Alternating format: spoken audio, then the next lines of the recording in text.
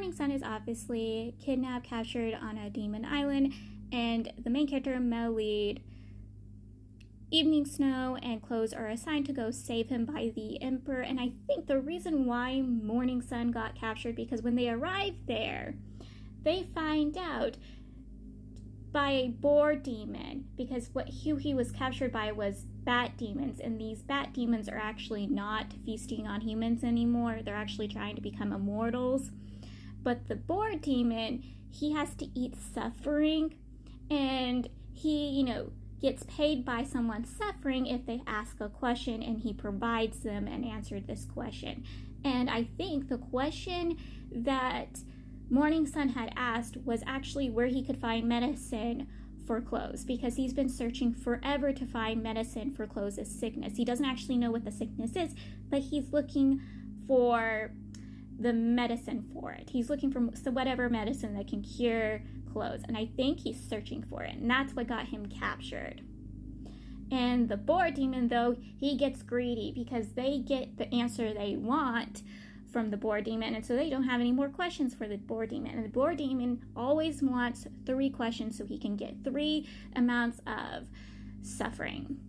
Except he doesn't get this, but when he realizes the Melly actually has deep-rooted suffering, even without all his memories intact, and if he has all of his memories intact, he can get all the delicious suffering he wants and be free of the control of the bat demons. Yes, and he'll be free to do whatever he wants once more. He can eat and feast upon humans and feast upon their suffering once more. So yes, he wants to awaken the Melid of all his memories, so he entraps the main character and Melid in the time mirror. And typically mostly the main characters, because again, we only see the main character's point of view. But yes, they're stuck in the time memory mirror so the main lead can get back his memories.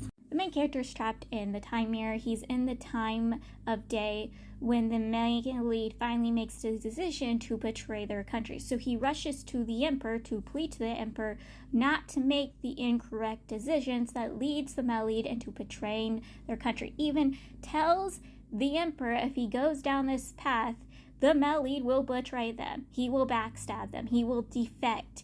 He will become a traitor. And the Emperor refuses to hear the main character out. And this is when the main character realizes how badly the Melid was humiliated, scorned, and punished, and was being literally tested by the Emperor. This is when the main character realizes how badly the Melid had been mistreated. He never fully realized it, but at this moment he realizes just how much their country had effed the Melid over when having a conversation with the Emperor. And he realizes he's being treated exactly how the Melid was treated the day he was literally stripped of everything. His comrades were not going to give the graves they were deserving of, and the day his friend's execution was decided. He realizes just how truly effed up this whole situation was. After failing to pursue the Emperor not to make the most horrible mistake ever, he rushes to the Melid to try to pursue the Melid not to make this mistake. But he realizes the Melid has already made that decision. He's already decided to defect and to leave. He's already done with their country. He's already depressed, hurt, and in anguish.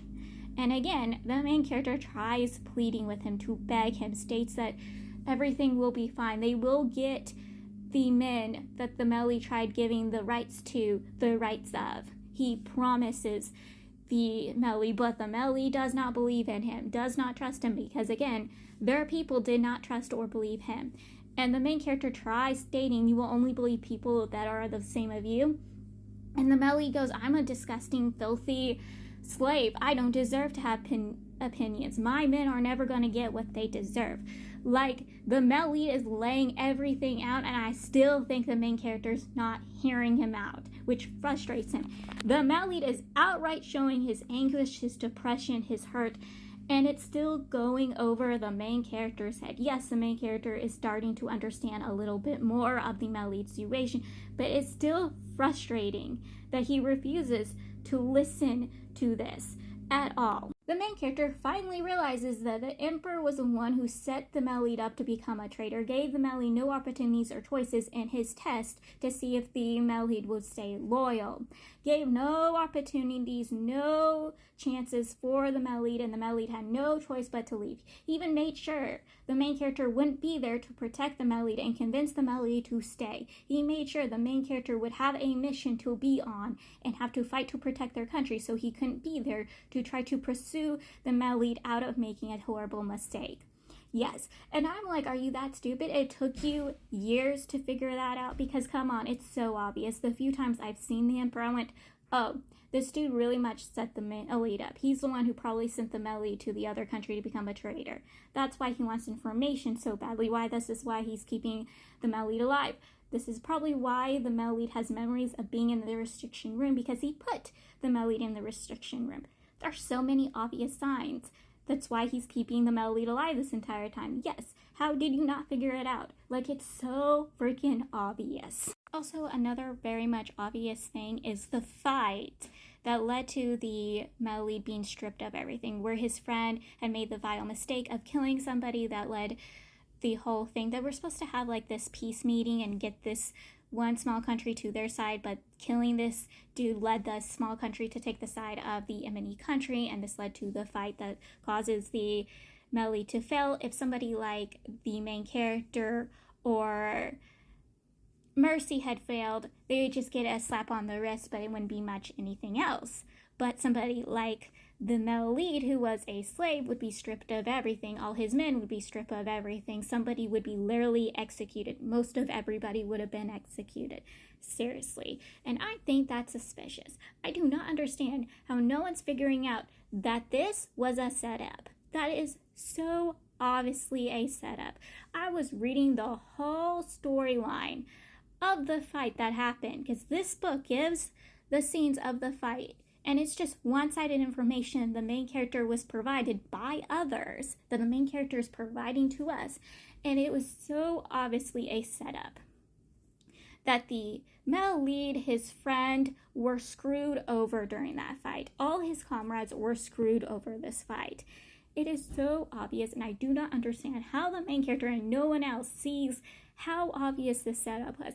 I think nobility set it up, because it's so obvious the nobility wanted rid of the Melite. And I think the Emperor was also involved in the setup, because this would give him an opportunity to make the Melite stripped of everything and then send him to become a traitor of another country. It looks exactly what I'm thinking of, and I do not understand how no one can see it. Come on, people, wake up. It's so obvious. Also, when the Melite and the main character is arguing in the scene, the Melite outright tells the main character he can't trust the main character will always be by his side, take care of him and provide for him, and that he won't abandon him. He outright tells that to the main character to his face. And the main character is like, you don't trust me because of my nobility. Well, obviously he can. He's been repeatedly proven that the nobility can't be trusted, especially if you're in someone in his position. Wake up and smell the roses. Stop acting like you're the only one that suffers. Seriously. A scene that had me a little irked was the scene where they were at the main character's father's grave, and the Melite tells the main character he understands how the main character's feeling, how he is suffering, and the main character goes, you don't understand, I lost my father. And I'm like, dude, he's a slave. He's been a slave his entire time. He's been mistreated, abused this entire time. He was there for you when you were being mistreated and abused, and you never acknowledged his true mistreatment and abuse during the time he was taking care of you. And you still refused to understand the mistreatment and abuse that he had gone through. Yes, I understand your suffering of losing your father. I would be heartbroken if I lost my dad, because my dad is great. But honestly, you telling him he doesn't understand your feelings when you don't understand his is insane, in my opinion. It's just crazy, especially when you know all the horrible things he's gone through and you still refuse to understand the suffering he is at. Just look at him in this scene.